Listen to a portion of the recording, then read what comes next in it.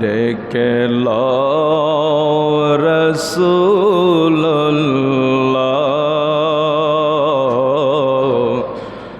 রওজা পাকের কিনারে।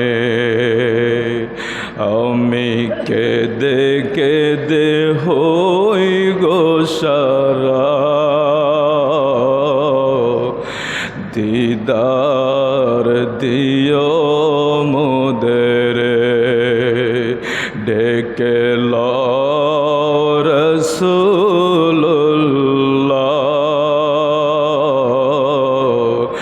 রওজা পাকের কিনারে। আমি কেঁদে কেঁদে হই গো সারা, ধন্য কর দিদারে। আমি কেঁদে কেঁদে হই গো সারা, ধন্য কর দিদারে। সাল্লাল্লাহু আলাইহি সাল্লাম, সাল্লাল্লাহু আলাইহি ওয়াসাল্লাম, সাল্লাল্লাহু আলাইহি সাল্লাম। মুআজ্জাজ সদরে মোহতারাম, উপস্থিত সম্মানিত দিনদার ইমানদার মুসল্লিয়ানে কেরাম, আসসালামু আলাইকুম ওয়া রাহমাতুল্লাহি ওয়া বারাকাতুহু। মহান রব্বুল ইজ্জতের দরবারে অসংখ্য শুকর, অগণিত শুকর, যিনি আমাদেরকে মায়া করে মহাব্বত করে আজকের জান্নাতের বাগানে আসার তৌফিক দিয়েছেন। আমরা শুকরিয়া আদায় করে বলি আলহামদুলিল্লাহ। লক্ষ কোটি দরুদ সালাম ওই নবীজির উপর যিনি আমাদের আকা, আকায়ে নামদার তাজেদারে মদিনা, হায়াতুন নবী, জিন্দা নবী, নূরুন আলা নূর নবী সাল্লাল্লাহু আলাইহি ওয়াসাল্লামের উপর। মুআজ্জাজ সদরে মোহতারাম, পবিত্র জুমাদাল আউয়াল, জুমাদাল উলা মাসের তৃতীয় জুমা। খুতবার আলোচ্য বিষয় হচ্ছে নামাজের ফজিলত। নামাজের ফজিলত সম্পর্কে খুতবাওয়ালা আজকে মূল্যবান তাকরীর করেছেন। আমরা যে নামাজ আদায় করি, এই নামাজের গুরুত্ব আমরা শুনেছি, নামাজ কিভাবে পড়ব তাও শুনেছি, নামাজ পড়ার পরে কি ফজিলত সেই বিষয়ে খুতবাওয়ালা আলোচনা করেছেন। আল্লাহ পাক আমাদেরকে অর্ডার করছেন, আকিমিস সালাতা তরফা ইন্নাহারি ওয়া যুলাফাম মিনাল লাইলি ইন্নাল হাসানাতি ইউযহিবুনাস সাইয়্যাত যালিকা যিকরা লিযযাকিরিন। আল্লাহ অর্ডার করছেন, নামাজ প্রতিষ্ঠা রাখো দিনের দু প্রান্ত, সকাল এবং সন্ধ্যা। এখানে ফজর বলে নাই, জোহর বলে নাই, আসর বলে নাই। এই বিষয়টা আসে ব্যাখ্যার ভিতরে, গবেষণার ভিতরে। আল্লাহ বলছেন আকিমিস সালাহ, তোমরা নামাজ প্রতিষ্ঠিত রাখো। নামাজকে কায়েম করা এক জিনিস, প্রতিষ্ঠিত করা আরেক জিনিস। নামাজ কায়েম করা এক জিনিস, প্রতিষ্ঠিত করা আরেক জিনিস। আল্লাহ বলতেছেন আকিমিস সালাহ, আকিমিস সালাহ, তোমরা নামাজকে প্রতিষ্ঠিত করো। তরফা ইন্নাহারি ওয়া যুলাফাম মিনাল লাইল, সকাল এবং সন্ধ্যা। মালিক রে, এখানে জোহর বললা না, আসর বললা না, ফজর বললা না, শুধু সকাল সন্ধ্যায় নামাজ প্রতিষ্ঠিতের জন্য বলা হয়েছে। এই জন্য মুফাসসিরিনে কেরাম এই আয়াতের ব্যাখ্যা করে, এই আয়াতের তাফসীর করে। যেহেতু যোগে যোগে আমাদের এই 5 ওয়াক্ত নামাজ আসছে, এক একজন নবীদের সুন্নত আমরা আদায় করি। কোন নবীর সুন্নত ছিল জোহরের নামাজ, কোন নবীর ওপর ছিল আসরের নামাজ, কোন নবীর ওপর ছিল ফজরের নামাজ, কোন নবীর ওপর ছিল এশার নামাজ। এইভাবে 5 ওয়াক্ত নামাজ এক একজন নবী এক এক ওয়াক্ত নামাজ আদায় করতেন। এই নামাজ আমাদের উপরে আল্লাহ 5 ওয়াক্ত করে 5টা টাইমে ফরজ করে দিয়েছেন। সুবহানাল্লাহ। তাইলে আমাদের এই জামানায় আমার নবীর উপর যখন নামাজ নামাজের হুকুম আসছে মেরাজ থেকে আসার পরে। আল্লাহ কোরআনে বলতেছেন আকিমিস সালাতা তরফা ইন-নাহারি ওয়া যুলাফাম মিনাল লাইল, তোমরা সকাল এবং সন্ধ্যায় নামাজকে প্রতিষ্ঠিত করো। হুজুর সকাল সন্ধ্যা তো বুঝলাম, কোরআন শরীফে তো জোহরের কথাও আসলো না, আসরের কথাও আসলো না, মাগরিবের কথাও আসলো না। আমরা এই 3 ওয়াক্ত নামাজ কোন জায়গা থেকে পাইলাম? এই আয়াতে কারিমার তাফসীর করতে গিয়া বিশ্ববিখ্যাত রইসুল মুফাসসিরিন তাফসীর কারক লিখে, এই সকাল সন্ধ্যা বলতে আল্লাহ যেই নামাজটা বুঝিয়েছেন এটা হলো জোহর এবং আসর মাগরিব, এই 3 ওয়াক্ত নামাজের কথা সকাল সন্ধ্যা বলতে বুঝিয়েছেন। সুবহানাল্লাহ বলেন। তারপরে আরো 2 ওয়াক্ত বাকি আছে, ফজর জোহর আসর, এটা হলো সকাল সন্ধ্যার নামাজ। মাগরিব এশা হইল রাতের নামাজ। প্রথম আল্লাহ বলেছেন সকাল সন্ধ্যা, তাহলে সকাল সন্ধ্যার নামাজ হইল ফজর জোহর আসর। আর রাতের নামাজকেও আল্লাহ বলেছেন তোমরা গুরুত্ব দাও, রাতের নামাজ তোমাদের জন্য। বলছে রাতের কিছু অংশেও তোমরা নামাজ আদায় করো। রাতের কিছু অংশের কথা বললেন। এখন সকাল সন্ধ্যা হইল একটা পাঠ, যেটা ব্যাখ্যাকারী ব্যাখ্যা করে বলেছেন সকাল সন্ধ্যার নামাজ হইল ফজর জোহর আসর। আবার আল্লাহ বলেছেন রাতের কিছু অংশ পড়ো। আল্লাহ রাতের কোন অংশে নামাজ পড়ব? রাত তো পুরাটাই আমাদের জন্য, কোন অংশে নামাজ পড়ব? ব্যাখ্যাকারী এখানে উল্লেখ করে জালিকা যিকরা লিয-যাকিরিন ইন্নাল হাসানাতি ইউযহিবুনাস সাইয়্যাত। আল্লাহ বলেছেন তোমরা সকাল রাতের কিছু অংশ নামাজ পড়ো। ওই রাতের নামাজকে 2 ওয়াক্ত নামাজের কথা বলেছেন, এটা হলো মাগরিব এবং এশার নামাজ। সুবহানাল্লাহ বলেন। এই 5 ওয়াক্ত নামাজ আমাদের উপরে আসার মূল থিওরি হলো প্রত্যেক নবী রাসূলের উপরে কেউ না কেউ 1 ওয়াক্ত নামাজ তাদের উপরে তারা আদায় করত। কোনো প্রত্যেক নবী রাসূলরা যখন নামাজ আদায় করত, সব নামাজ মিলে 5 ওয়াক্ত নামাজ আমরা আদায় করি।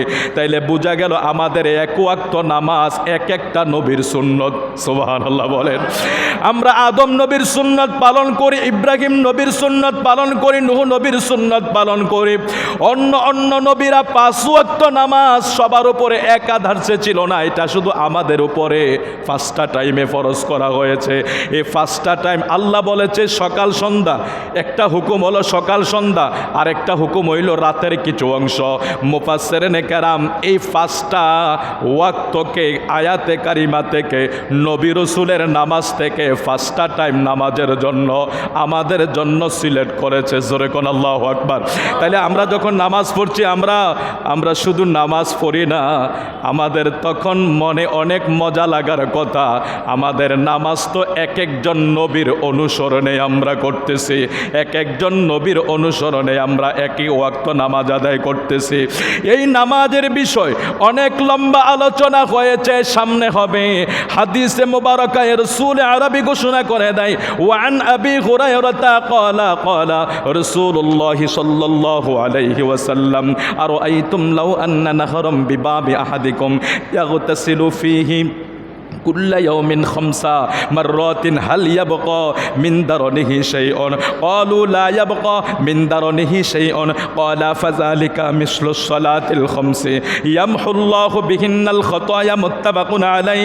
বুখারী শরীফে আছে, মুসলিম শরীফে আছে, মেশকাত শরীফে আছে।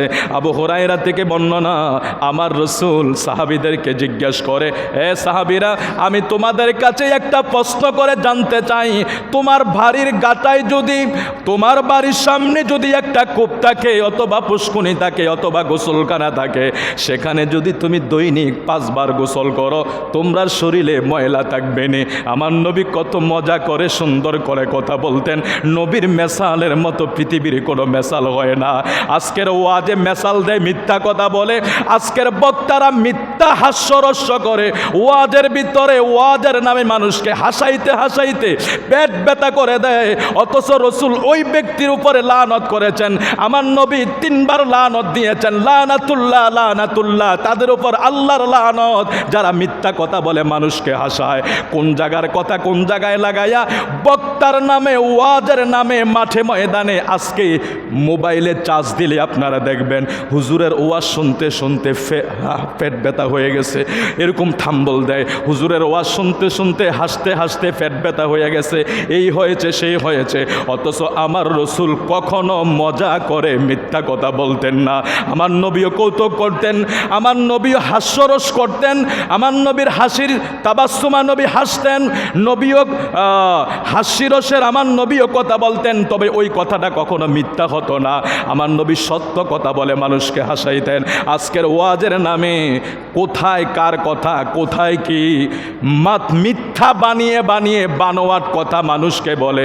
তো পাবলিক তো হাসতে পারলে ভালো লাগে, আমাদের খুব মজা লাগে। আমরা আবার ভিড়ও জমাই হাসার জন্য, ভিড় জমায় হাসার জন্য, যে কে কত বেশি হাসাইতে পারে। যদি না হাসাইতে পারে এ হুজুরের ভিজিটও কম, জিকিরে লাফালাফি না করতে পারলে ওটার ভিজিটও নাই, খবরও নাই, মুনাজাতের জন্য হুজুরে রাখবে না। কি করতে হবে? বর্তমান পাবলিক ফাংশন কতটা আল্লাহ মাফ করে দেখ আমাদেরকে, যে হাসাইতে হবে আর আমাদেরকে কিছু নাচানাচি করাইতে হবে।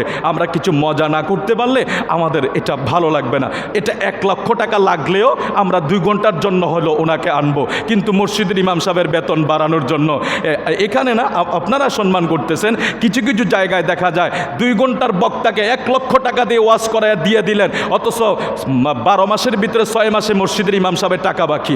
যার পিছনে 5 ওয়াক্ত নামাজ পড়ছি, যিনি মরলে আপনাকে জানাজা দিচ্ছে, যিনি মরলে আপনার আগে যে আপনার বাড়িতে হাজির হচ্ছে, কাপড়টা কেটে দিচ্ছে, কবরটা কিভাবে খুঁড়বেন দেখাচ্ছে, দৈনিক 24 ঘন্টা 24 আওয়ার্স আপনাকে সেবা দিচ্ছে, তার মাসের বেতন ক্লিয়ার হয় না।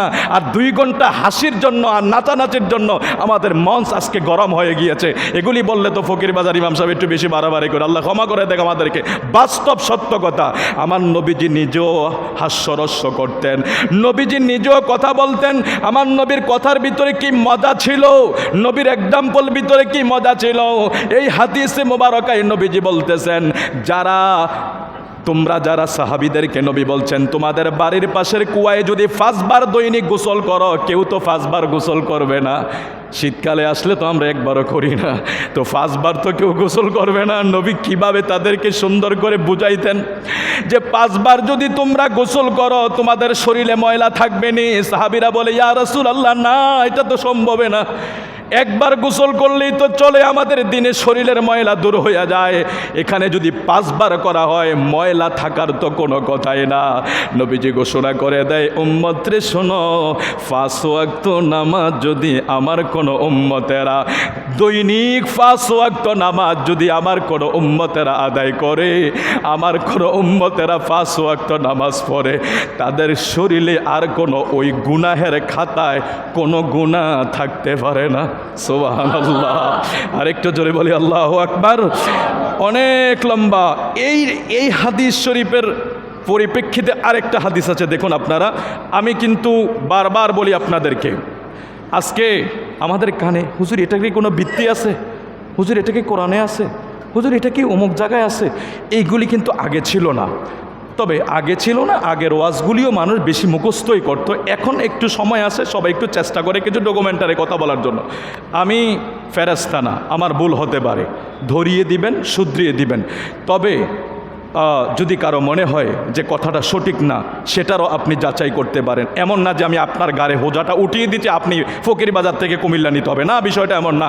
আমি আপনার গাড়ি দিয়ে দেই না যে আপনি নিয়ে দেন। আমি জাস্ট একজন দায়ী হিসাবে, গোলাম হিসাবে, খাদেম হিসাবে, জারুদারকে যখন আপনি রাখেন, তার কাজ হলো মসজিদকে পরিষ্কার করে দেওয়া, আপনার বাজারকে পরিষ্কার করে দেওয়া। তো আমি এইভাবে পরিষ্কার করার জন্য একটা জারু অথবা একটা কাজ হাতে নিয়েছি। তো আমার নবীর আলেমের কাজ হইল, নবীর উত্তর ওয়ারিশ হলো আলেমরা। সেই কথাটা শুধু আপনার মাঝে পৌঁছিয়ে দিচ্ছি। আপনার যদি ভালো না লাগে আপনি সেটা গ্রহণ নাও করতে পারেন, এটা চাপিয়ে দেওয়া নয়, জাস্ট আমরা আলোচনা করা। দেখুন এই হাদিসের রেফারেন্সে আরেকটা হাদিস আছে, ওয়ানহু قال رسول الله صلى الله عليه وسلم الصلاة الخمس والجمعة إلى الجمعة ورمضان إلى رمضان مكفرات لما بينهن إذا اجتنبت الكبائر رواه مسلم আবু হুরায়রা থেকে বর্ণনা আমার নবী ফরমান 5 ওয়াক্ত নামাজ, এক জুমার নামাজ আরেক জুমার নামাজ, এক রমজানের রোজা আরেক রমজানের রোজা গুনাহের কাফারা হয়। সুবহানাল্লাহ। নবীজি হাদিস শরীফ দ্বারা বুঝাচ্ছেন, কেউ যদি ফজরের নামাজ আদায় করো জোহরের আগ পর্যন্ত, যদি তোমার অজানা কোনো গুনাহ হয়ে যায়, যদি তোমার হাতের গুনাহ হইয়া যায়, পায়ের গুনাহ হইয়া যায়, চোখের গুনাহ হইয়া যায়, ওই জোহরের নামাজের এবং ফজরের নামাজের মাঝখানে যেই সময়টা গ্যাপ, সময়ের ভিতরে শয়তান তো আমাদের সাথে সাথে পিছনে পিছনে ঘুরছে, শয়তানের দোকায় যদি আমাদের কোনো সগীরা ছোট ছোট গুনাহ হয়ে যায়, আমার নবীজি ফরমান জোহর এবং ফজর এই দুই নামাজের মধ্যবর্তী সময় যদি কোনো গুনাহ হইয়া যায়, জোহরের নামাজ পড়ার কারণে জোহরের আগ পর্যন্ত যত গুনাহ আল্লাহ তোমাকে মাফ করে দিবে। জোহরের নামাজ পড়ার পরে আসরের নামাজ পড়ার কারণে আসরের আগ পর্যন্ত গ্যাপ সময়ের ভিতরে যেই গুনাহ করেছো আল্লাহ তোমাকে ক্ষমা করে দিবে। মাগরিবের নামাজ পড়ার কারণে মাগরিবের আগের যেই অবসর সময়টা যদি তোমার হাতের কারণে, পায়ের কারণে, জবানের কারণে, চলার কারণে কোনো গুনাহ হয়ে যায় আল্লাহ তোমাকে ক্ষমা করে দিবে। কেউ যদি এশার নামাজ আদায় করে মাগরিব থেকে এশার মাঝখানের সময়টা যদি কোনো গুনাহ করে থাকে আল্লাহ তাকে মাফ করে দিবে। আবার কেউ যদি এশার নামাজ পড়া ফজরের নামাজটা আদায় করে, নবীজি ঘোষণা করেন ওই মধ্যবর্তী সময়ের গুনাহ আল্লাহ তাকে মাফ করে দিবে। শুধু তাই নয়, জুমার নামাজ হতে আরেক জুমা, আমরা গত জুমার নামাজ পড়েছি, এই জুমা হতে একটা সপ্তাহ সময় আমাদের মাঝখানে ছিল। এই মাঝখান সময়টার ভিতরে জেনে না জেনে ছোট ছোট যদি কোনো গুনাহ করে থাকে, আমার নবীজি ফরমান গত জুমা থেকে আজকের জুমার নামাজ পড়ে আবার এই জুমায় পড়ার কারণে আল্লাহ ওই মাঝখানে এক সপ্তাহের গুনাহ ক্ষমা করে দিবে। সুবহানাল্লাহ। রমজান মাস আসলে রোজা রাখবো, তো এক রমজান থেকে আরেক রমজানের মধ্যবর্তী গ্যাপ সময় হইল 1 বছর। আমার নবীজি ফরমান রমজানের প্রথম রোজা রাখার জন্য যে নিয়ত করে ফেলে আল্লাহ তার বিগত 1 বছরের গুনাহ মাফ করে দিবে। এটার শর্তটা হইল শুধু আল কাবাইর, এখানে একটা শর্ত আছে, সেটা হলো গুনাহ কবিরা। যেটা গুনাহ কবিরা তওবা ছাড়া মাফ হয় না, মনে রাখবেন। গুনাহ কবিরা কোনটা? গুনাহ কবিরাগুলো তো আমরা জানি, অনেক বড় বড় গুনাহ কবিরা আছে, যেগুলি যেমন সুদ খাওয়া, জেনা করা, এগুলি এই গুনাহ কবিরার ভিতরে যতগুলো অন্তর্ভুক্ত আছে। এই গুনাহ কবিরা যারা করবে তাদেরকে ব্যতীত গুনাহ কবিরা কখনো তওবা ছাড়া মাফ হয় না, মনে রাখবেন। গুনাহ কবিরা কখনো তওবা ছাড়া মাফ হয় না। তারপরে সামনের দিকে আসি, আমরা সময় কম। আমার নবীজি বলছেন ক্বালা রাসূলুল্লাহ সাল্লাল্লাহু আলাইহি ওয়াসাল্লাম লাউ ইয়ালামুল মাররু বাইনা ইয়াদাইল মুসাল্লি, অনেক লম্বা হাদিস রাসূল ঘোষণা করেছেন, যদি নামাজির সম্মুখে দিয়ে অতিক্রমকারী জানতো এতে তার কত বড় পাপ হয়, তবে সেই নামাজি তার সম্মুখ দিয়ে অতিক্রম করত না, বরং 40 পর্যন্ত দাঁড়িয়ে থাকা উত্তম মনে করত। আবু নজর বলেন, আমার স্মরণ নেই আবু জুহাইম তিনি কি 40 দিনের কথা বলেছেন, না 40 মাসের কথা বলেছেন, না 40 বছরের কথা বলেছেন। অর্থাৎ হাদিসে মোবারকায় যে গুরুত্ব রসুল দিয়েছেন, নামাজের সামনে দিয়ে হাঁটা কত বড় অপরাধ, সে যদি জানতো 40 বছর সেখানে দাঁড়িয়ে থাকতো। জোরে বলুন আল্লাহু আকবার। আমাদের বিষয়টা খেয়াল রাখা উচিত। আমরা অনেক সময় বেখেয়াল হয়ে যাই তাড়াহুড়া থাকার কারণে। তবে কিছু ডিস্টেন্স আছে, এক কাতার যদি হয়, আপনার দূরত্ব যদি একটু বেশি হয় তাইলে যাওয়া যায়।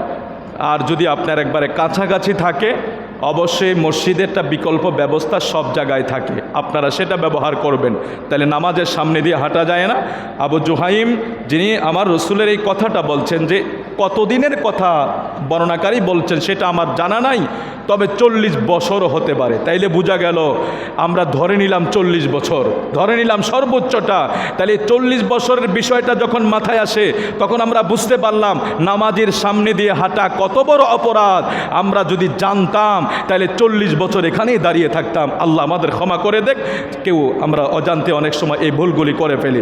আমার রাসূল ওয়ান আবি যাররিন আন্নান নাবিয়্যা সাল্লাল্লাহু আলাইহি সাল্লাম খরাজা জামানাশ শিতাই ওয়াল ওয়ারাকু ইয়াতাহাফাতু ফাখাযা বিখুসনাইনি মিন শাজারাতিন ক্বালা ফাজআলা যালিকাল ওয়ারাকু ইয়াতাহাফাতু ক্বালা ফাকালা ইয়া আবা যাররিন কুলতু লাব্বাইক ইয়া রাসূলুল্লাহ ক্বালা ইন্নাল আবদা আল মুসলিমা লা ইউসাল্লি আস-সালাতা ইউরিদু বিহা ওয়াজহাল্লাহ ফাতাহাফাতা আনহু যুনুবুহু কামা তাহাফাতা হাযাল ওয়ারাকু আন হাযিহি শাজারা।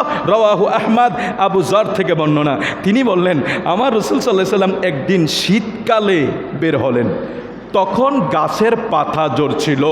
শীতকালের বৈশিষ্ট্য এমন না, হাদিস শরীফে এইভাবে আসছে যে আবু যর বলতেছেন খরজা, আমার নবী বের হলেন, জামানা শীতা, তখন শীতকাল ছিল। তো শীতকালের বৈশিষ্ট্য হলো গাছের পাতা ঝরে। অতঃপর তিনি গাছের দুটা ঢাল তোলেন। ওয়াল ওয়ারাকু, ওয়ারাকু মানে ঢাল, গাছের ডালকে বলা হয়। গাছের দুটো ঢাল ধরলেন, ঢাল ধরে বর্ণনাকারী তিনি বললেন ওই পাতা ঝরতে লাগলো। তো আবু জরকে বললেন, তিনি বললেন, অর্থাৎ আমার নবী বলতেছেন, কলা তিনি কি আমার নবী বলতেছেন, ফাকালা ইয়া আবা যাররিন, হে আবু যর বলে ডাকলেন। তখন আমি বললাম কুলতু লাব্বাইক ইয়া রাসূলুল্লাহ। এই যে ইয়া রাসূলুল্লাহ বলাতে এখন আমাদেরকে শিরক বলে, এটা হাদিস শরীফে আছে। দেখেন আবু যর তিনি বলতেছেন যে কুলতু লাব্বাইক ইয়া রাসূলুল্লাহ, সাহাবী আমার নবীকে ইয়া রাসূলুল্লাহ বলে ডাকতেছেন যে কুলতু লাব্বাইক ইয়া রাসূলুল্লাহ। আমি উত্তরে বললাম ইয়া রাসূলুল্লাহ আমি তো উপস্থিত আছি। তিনি বললেন নিশ্চয়ই মুসলমান বান্দা যখন নামাজ পড়ে আর এর দ্বারা সে একমাত্র আল্লাহর সন্তুষ্টি কামনা করে, তখন তার থেকে পাপসমূহ ঝরে যায় এমনভাবে যেমন শীতকালে গাছের থেকে গাছের পাতা ঝরে যায়। সুবহানাল্লাহ, সুবহানাল্লাহি ওয়া বিহামদিহি। হাদিসে আমার নবী কত সুন্দর করে নামাজের ফজিলত বর্ণনা করেছেন। আবু হুরায়রা রাদিয়াল্লাহু তাআলা আনহু থেকে বর্ণনা, তিনি বলেন তোমাদের নিকট একের পর এক দল ফেরেশতা, রাতে এক দল আসে, দিনে এক দল আসে, উভয় দল ফজর আসরের সময় একত্রিত হয়। অতঃপর তোমাদের নিকট যারা রাত্রিকালের নামাজ পড়েছে তারা আল্লাহর কাছে গিয়ে আল্লাহ তাকে জিজ্ঞেস করে, শোনো তোমরা মানুষকে কি অবস্থায় দেখে এসেছো? তখন তারা যদি নামাজি অবস্থায় দেখে তখন আল্লাহর কাছে নামাজের এলান করে, আর যদি নামাজ ছাড়া দেখে সে এলান করে। সকাল সন্ধ্যায় ফেরেশতা আমাদের নামাজের মেসেজ আল্লাহর কাছে দিচ্ছে। সুবহানাল্লাহ বলবেন না? আর এই কি অদ্ভুত বিষয়, আল্লাহ তো দেখতেছে আমি পড়তেছি না পড়তেছি, আবার ফেরেশতা নিয়োগের কি বিষয়টা আসলো? সেই বিষয়গুলো অনেক গভীর। আমি কোথায় যাচ্ছি আমার সন্দুকের ভিতরের খবরও তো আল্লাহ রাখতেছে। কিন্তু হাদিসে মুবারকে আসছে সকালে একদল ফেরেশতা আসে, বিকালে একদল ফেরেশতা আসে, তারা আমাদের নামাজের খোঁজ খবর নেই। আমাদের খবর আছে? সুবহানাল্লাহ, আমাদের তো খবর নাই। আমরা তো ঘুমাচ্ছি আর খাচ্ছি, নামাজ পড়লে বললাম না পড়লে না, অথচ আমাদের নামাজের জন্য ডিউটি করছে ফেরেশতারা। আল্লাহ বলছেন, আল্লাহর হাবিব বলছেন যে দুই দল ফেরেশতা সকাল সন্ধ্যা এরা আসে, উম্মতের নামাজের খবর নেয় আর আল্লাহর কাছে ওরা নামাজের বিষয়টা মেসেজ দেয়। তাইলে বোঝা গেল আমরা পড়ি আর না পড়ি, ফেরেশতারা কিন্তু আমাদের নামাজের বিষয়টা নিয়ে পর্যালোচনা করছে আল্লাহর কাছে। তাহলে আমরা নামাজ পড়লে অবশ্যই ফেরেশতারা আমাদের বিপরে বিষয় ভালো মেসেজ আল্লাহর কাছে দিবে। আল্লাহ যাতে আমাদেরকে সেই নামাজ 5 ওয়াক্ত সেই নামাজ আমাদেরকে পড়ার তৌফিক দান করুক। জোরে বলি আমিন, আর জোরে বলুন আমিন। রাসূলুল্লাহ সাল্লাল্লাহু আলাইহি ওয়াসাল্লাম ইরশাদ করেন, যেই ব্যক্তি আল্লাহ সন্তুষ্টির জন্য প্রথম তাকবীরের সাথে 40 দিন জামাতে নামাজ আদায় করবে, তার জন্য 2টি মুক্তি নির্ধারণ রয়েছে। 1 নম্বর সে জাহান্নাম থেকে মুক্তি পাবে, অপরটি হলো নেফাকি এবং কপটতা, অর্থাৎ মানুষের প্রতিহিংসা, মানুষের ক্ষতি থেকে মুক্তি থাকবে। কেউ যদি 40 দিন প্রথম তাকবীরের সাথে নামাজ পড়ে, প্রথম তাকবীর তো বুঝছি আমরা, ইমাম যখন প্রথম তাকবীর দেয় তো প্রথম তাকবীরে নামাজ পড়তে হলে তো আগে মসজিদে আসতে হবে। দৌড়াদৌড়ি করে আসলে আমরা সেই তাকবীরটা পাবো না। তাহলে এই ফজিলতটা যদি পাইতে হয় আমরা প্রথম তাকবীরে ইমামের সাথে হাজির হতে হবে। প্রথম তাকবীরে কেউ যদি 40 দিন নামাজ আদায় করে 1 নাম্বার পুরস্কার আল্লাহ তাকে জাহান্নাম থেকে মুক্তি দিয়ে দেবে। তো আর কি লাগে? আল্লাহু আকবার কাবীরা, জাহান্নাম থেকে আল্লাহ মুক্তি দিয়ে দিবে, 1 নাম্বার পুরস্কার। 2 নাম্বার আল্লাহ তাকে দুনিয়ার নেফাকি, কপটতা, সমস্ত অন্যায়, অশ্লীলতা, মানুষের বদনজর থেকে আল্লাহ তাকে মুক্ত রাখবে, হেফাজত রাখবে। তবে শর্ত হইল আপনি প্রথম তাকবীরে নামাজ আদায় করতে হবে। আল্লাহ আমাদেরকে কবুল করুক। জোরে বলুন আমিন, আরও জোরে বলি আমিন। অনেক হাদিস আছে, আমার রাসূল আরও বলছেন যদি মানুষ জানতো আজানের প্রথম সারিতে নামাজ পড়ার মধ্যে কি সওয়াব রয়েছে, আর যদি লটারি ব্যতীত এটা না পেত তবে তারা এর জন্য লটারি দিত, আর যদি জানতো নামাজের জন্য সকাল সন্ধ্যা যাওয়ার মধ্যে কি সওয়াব রয়েছে তবে তারা সেদিকে অন্যের আগে পৌঁছে প্রতিযোগিতা করত, আর যদি জানতো এশা এবং ফজরের মধ্যে কি সওয়াব রয়েছে তারা হামাগুড়ি দিয়ে মসজিদে আসতো। সুবহানাল্লাহ। আমার নবী কতটা গুরুত্ব সহকারে কথাগুলি বলছেন যে এরা যদি জানতো আজানের সাথে সাথে মসজিদে গিয়ে নামাজ পড়া কি সওয়াব, যদি এরা জানতো এরা লটারি লাগাইতো আগে যাওয়ার জন্য, আগে যাওয়ার জন্য লটারি লাগাইতো। এবং ফজর মাগরিবে আমার নবী বলেছেন এশা এবং মাগরিবের ফজরের সবচেয়ে বেশি গুরুত্বপূর্ণ নামাজ। নবীজি বলছেন খবরদার সাবধান হয়ে যান, মুনাফিকের গায়ে ফজরের হাওয়া লাগে না, মুনাফিকের গায়ে ফজরের হাওয়া লাগে না। ফজরের হাওয়া স্নিগ্ধতা, এটা এমন ঠান্ডা, এমন শরীরকে শীতল করার হাওয়া, এটা আমার নবীজির ঘোষণা। আমার নবী বলেছেন ওই সময় রহমতের হাওয়া বয়ে যায়, ওই সময় রহমতের হাওয়া বয়ে যায়। রহমতের হাওয়া কখনো মুনাফিকের গায়ে লাগে না। মুনাফিকেরা ফজরের নামাজ পড়তে বড় কষ্ট পায়। আমার নবী বলছেন আর তারা যদি জানতো ফজর এশাতে কি সওয়াব রয়েছে, তারা হামাগুড়ি খাইয়া হলেও, দৌড়াদৌড়ি করে হলেও, প্রতিযোগিতা করে হলেও ওরা মসজিদে এসে নামাজ আদায় করত। আল্লাহ তুমি আমাদেরকে নামাজ হিসাবে কবুল করো, আমিন বলেন। আরো জোরে বলি আমিন। একবার পড়েন সবাই সুবহানাকা। এটা সানা আমরা যেটা প্রথম নিয়ত করে পড়ি, সুবহানাকা আল্লাহুম্মা। আমার সাথে ভালোভাবে উচ্চারণটা করবেন, সুবহানাকা আল্লাহুম্মা ওয়া বিহামদিকা। হাম পড়বেন না, হা। আরবি 29 হরফের ভিতরে এই দুইটা হরফ আছে না, হা একটা আছে, হা একটা আছে। তাহলে সবাই যদি হা পড়ে তাহলে হা গেল কই? হামজা হা, আইন হা, গইন খ, এগুলি হলো মাখরাজ। তাহলে আমরা এখানে আছে বড় হা, ওয়াবি হাম। এখন যদি বলেন ওয়াবিহামদিকা, তাহলে হা আর হামের অর্থ পার্থক্য হয়ে যাবে। এই জন্য বলছি আমার সাথে একটু মহব্বত করে বল,